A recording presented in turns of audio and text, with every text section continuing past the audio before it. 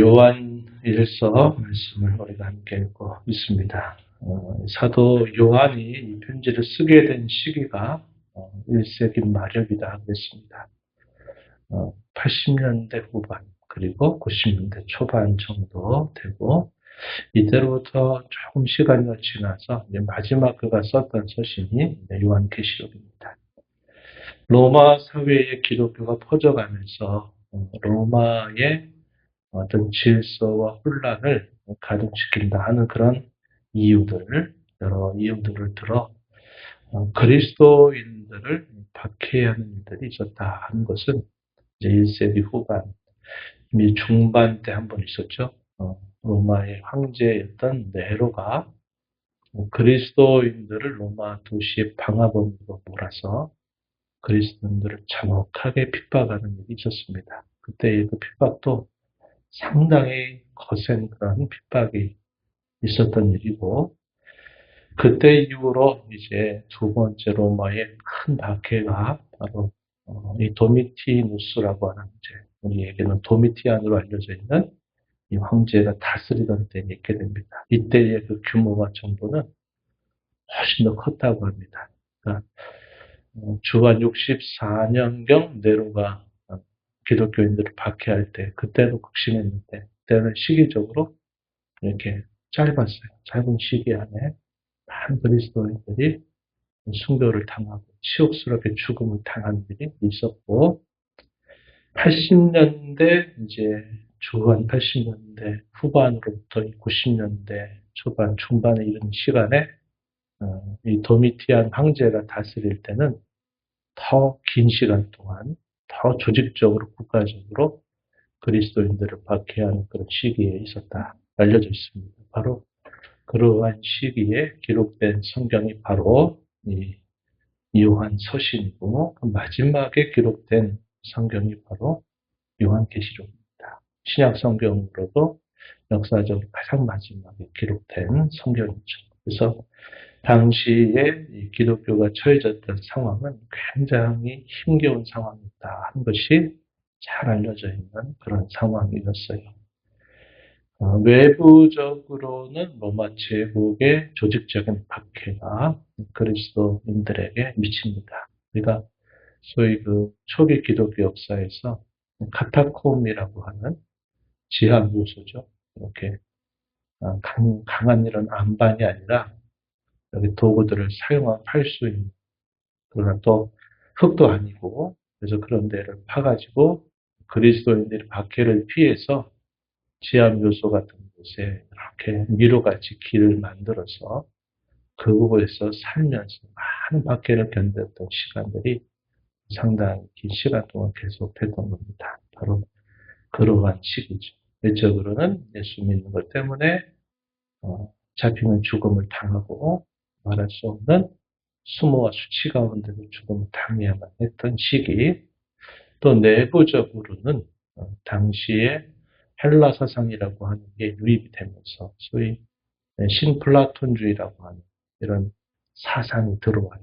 그래서 그 사상의 가장 중요한 핵심은 영혼은 보배와 같이 중요하지만 우리 육체는 마치 진흙덩이와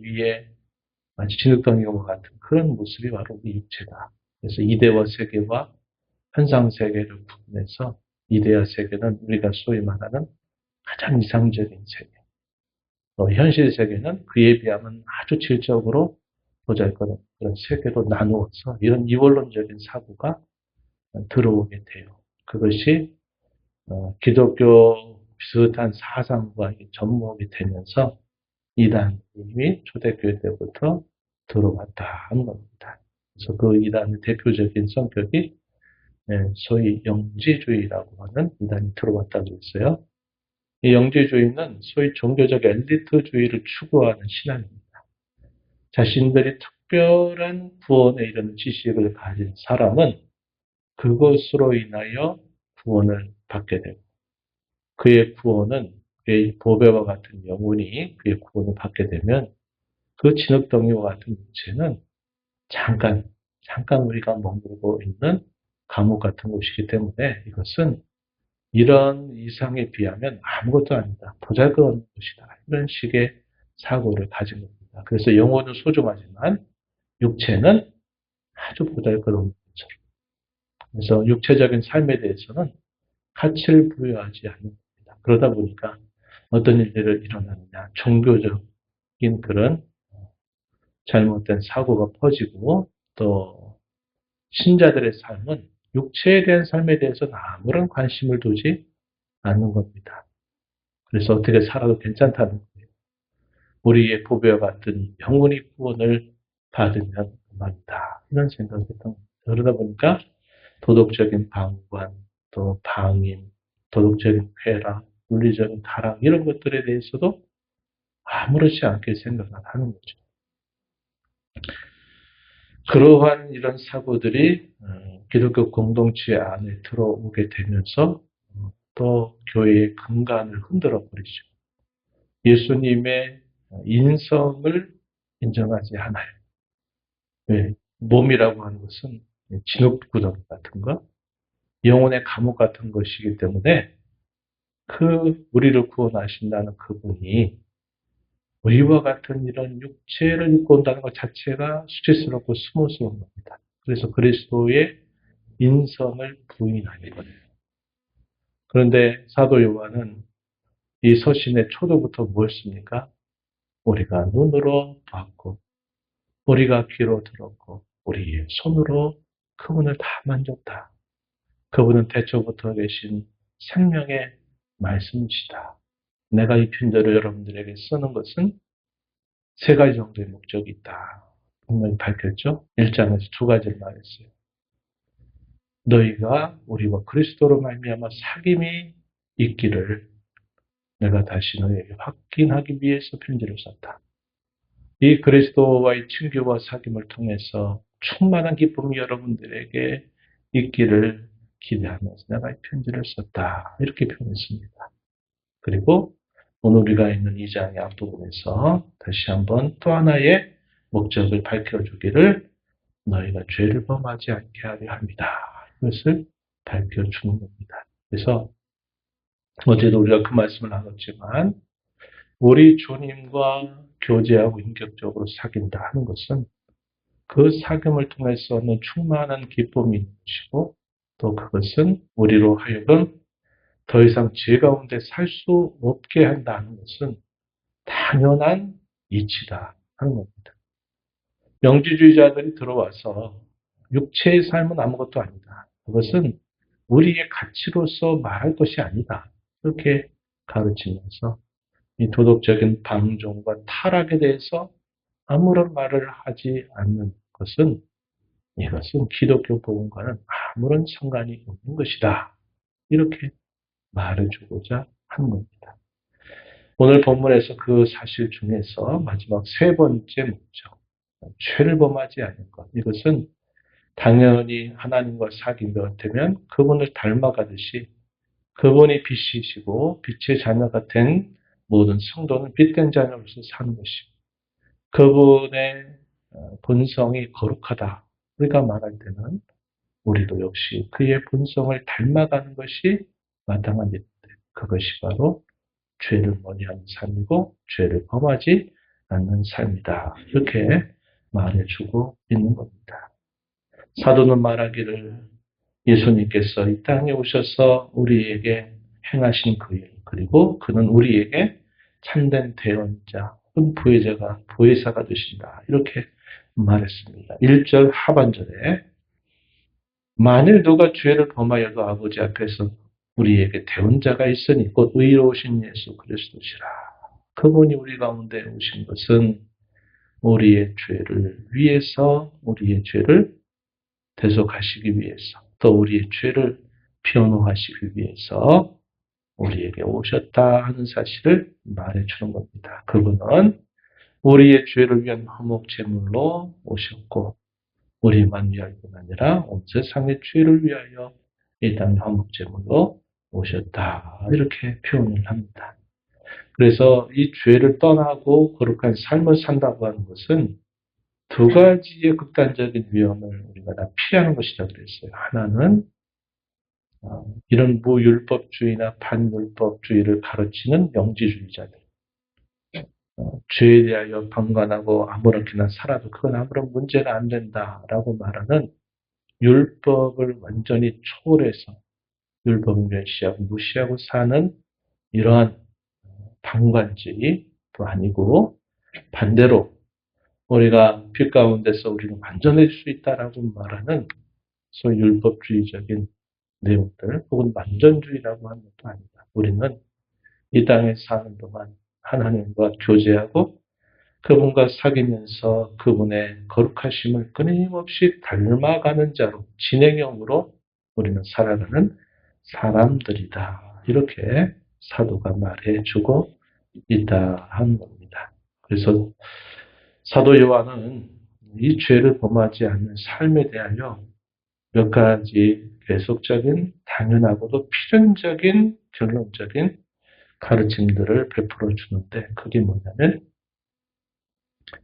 죄와 싸우는 삶이고 또 이 죄와 싸우는 삶을 다르게 말하면 하나님의 계명을 지키는 자다 하는 겁니다.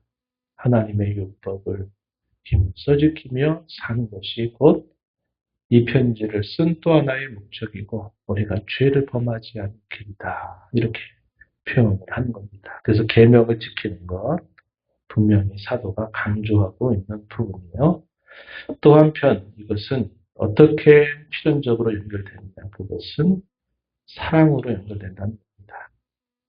하나님이 우리에게 베풀어 주신 그의 놀라우신 사랑에 대하여 우리도 하나님을 사랑하는 응답, 사랑의 응답이 우리에게 요구되고 그건 당연한 것이다. 또 그것은 형제 사랑으로 당연히 나타나는 것이다. 이렇게 말합니다. 그래서 이 사랑의 수직적인 면에서는 하나님과 우리의 사랑입니다. 먼저 그분이 우리를 사랑하셨던 것에 대하여 우리도 그분을 향한 사랑의 눈을 뜨는 것을 말하죠. 이것은 하나님과 우리 사이에 있는 사랑. 또 그 사랑은 수평적으로는 형제와 형제 사이에, 자매와 자매 사이에 형제 사랑으로 당연히 그것은 나타나는 것이다. 이것을 강조합니다. 그래서 7절 이하에 보게 되면 사랑하는 자들아 내가 새 계명을 너희에게 쓰는 것이 아니라 너희가 처음부터 가진 옛 계명이다. 이 옛 계명은 너희가 들은 바 말씀이다. 8절에 내가 다시 너희에게 새 계명을 쓴다. 그것은 곧 사랑이다. 어떤 사랑이냐? 형제를 향한 사랑이다. 이렇게 표현을 했습니다. 9절 빛 가운데 있다 하면서 그 형제를 미워하는 자는 지금까지 어둠에 있는 자요 그의 형제를 사랑하는 자는 빛 가운데 거하여 자기 속에 거리낌이 없다. 하지만 형제를 미워하는 자는 어둠에 있고 어둠에 행하며 갈 곳을 알지 못하나니 이는 그 어둠이 그의 눈을 멀게 하였기 때문이다. 이렇게 표현했습니다. 그래서 사도 요한은 우리가 계명을 지키는 것과 죄와 싸우는 것과 형제를 사랑하고 하나님을 사랑하는 것은 당연한 우리 성도의 삶이다. 이것을 이 말씀에서 강조하고 있는 것이죠. 고난과 어려움 가운데 있을 때 가장 그 고난과 어려움을 버틸 수 있는 강력한 힘이 뭐겠습니까? 사랑입니다. 사랑. 사랑의 힘이 위대한 거죠. 하나님이 우리를 사랑하신다 하는 것 때문에 바울 사도는 우리에게 가르치기를 환난이나 기근이나 적신이나 위험이나 칼이나 그 어떤 것도 우리를 향하신 하나님의 사랑에서 끊을 수 없다. 로마서 8장 후반부에서 그렇게 말했어요. 우리를 사랑하시기 때문에 우리가 넉넉히 이긴다. 그것은 하나님이 우리를 사랑하시기 때문이다 하는 것입니다. 그렇죠? 바울 사도 에베소 교회에 보낸 편지 가운데서 하나님 앞에 간절하게 기도하기를 하나님의 사랑의 크기와 넓이와 높이와 깊이를 알게 해달라고 감옥에서 성도를 향하여 기도합니다. 그 하나님의 사랑을 깨닫는 것, 그것이 이 땅에 살면서 성도가 어떠한 역경거리를 만날 때도 가장 강력한 힘이 된다 하는 것을 보여주죠. 수평적으로도 형제를 향한 사랑입니다. 고난과 박해의 시대가 왔다고 생각해보세요. 어떤 일이 펼쳐지겠습니까? 어떤 사람은 믿음 지키다가 그리스도를 부인하지 않는다 하는 이유 때문에 경기장에 끌려가서 발가벗기기도 하고 짐승의 밥이 되기도 하고 글래디에이터라고 하는 그 영화에서 보면 검투사같이 서로 한 사람이 죽지 않으면 한 사람이 죽어야만 되는 구경거리가 되는 그런 일도 있고 화형을 당해서 불에 태움을 당해서 죽는 그런 일들이 생겨났어요. 그럴 때 어떤 일이 생기겠습니까? 얼마나 잔혹하게 예수 믿는 사람들을 박해했겠어요. 그 박해 가운데서 말 한마디 잘못하면 결국 자기뿐만 아니라 자기의 가족과 자기 형제들까지도 죽음을 당하게 되는 일이 있었다 이 말이죠. 카타콤이라고 하는 이 지하 요소가 들어가는 길이 너무나 많기 때문에 그 안에 사는 사람들마저도 길을 잃어버릴 만큼 복잡했다는 거예요. 그러니까 이 로마에 있는 이 로마의 나라, 로마의 세력으로는 어떻게 합니까? 이 카타콤에 들어가서 예수 믿는 사람들 잡아가지고 그들을 죽이려고 하는 거예요. 근데 어떤 예수 믿는 사람이 잡혔어요. 잡힌 사람을 고문하겠죠. 가족들을 데려다 놓고 고문하고 또 네가 한마디만 해라. 그 한마디 하면 자기만 죽는 게 아니라 자기 가족만 아니라 같이 예수 그리스도를 믿는 형제와 자매들의 또 붙잡혀서 죽임을 당하는 일이 있게 됩니다. 말 한마디. 그 한마디가 뭐겠어요? 당시 도미티안 황제가 그리스도인들을 박해했던 가장 중요한 이유가 뭐냐면 이 도미티안이 황제 숭배를 강조했어요. 자기를 신격화해가지고 나를 믿느냐 안 믿느냐 안 믿는다 그러면 죽음이었어요. 다른 모든 사람들은 자신들의 신앙에 대하여 거기다 목숨 걸 필요가 없는 거예요. 황제가 마음에 안 들어도 가이사가 우리 황제입니다. 우리의 주입니다. 이렇게 말하면 돼요. 근데 예수 믿는 사람들은 그 한마디에 목숨을 걸어야 되는 거죠. 너 황제를 숭배하겠냐 안 하겠냐. 너 예수라고 하는 그 사람을 내 주로 너 인정하겠냐? 그 말 한마디 그렇다 하면 결국 죽음이었습니다. 자기만 죽는 게 아니었어요. 가족들, 같이 믿음을 고백하는 공동체들이 그 한마디의 말에 같이 죽음을 당해요. 그럼 어떤 일이 생기겠습니까? 형제에 대한 불신, 또 미움, 네가 이렇게 말해서 우리도 잡혀 죽는다. 이런 식의 불신, 또 의심, 불안 이런 것들이 박해 시대가 지금 닥치지 않겠습니까? 사도 요한은 뭘 말해요? 형제 사랑이 우리가 하나님 안에 있는 친구다. 우리 형제를 사랑해야 된다. 그가 고자지 같은 말을 했다 해도 그것 때문에 그런 미워하지 말아야 돼요. 우리가 또한 형제를 사랑한다면 그리스도를 믿는 이 신앙의 고백을 결국 거절해서는 안 된다 하는 것도 보여주는 것이죠. 어려움을 만나면 결국 그 사람의 진면목이 나타나게 되는 거고 그 사람의 신앙이 진짜이냐 가짜냐는 것도 드러나게 되는 것이죠. 그래서 사도 요한은 하나님을 사랑하는 것과 형제를 사랑하는 것은 당연한 것이다. 이것을 말합니다. 이 사랑이야말로 어떤 고난과 역경도 이겨낼 수 있는 위대한 힘이 되기 때문에 이 형제 사랑, 이것을 강조하고 있다. 그것을 우리가 보게 됩니다. 오늘날 우리가 이런 고난과 박해 시대를 겪지 않으면서 우리가 형제에 대해서, 다른 사람들에 대해서 우리가 사랑하지 못한다. 이것은 참 부끄러운 일이 될 수 있는 겁니다. 하나님께서 우리에게 베푸신 그 사랑을 우리가 기억한다면 우리도 하나님을 사랑하고 또 우리 형제와 자매들을 사랑하고 죄와 늑으로 싸우고 그의 명을 적극 순종하는 삶을 살아가는 것은 모든 성도에 마땅한 바다 하는 것을 다시 배우게 됩니다.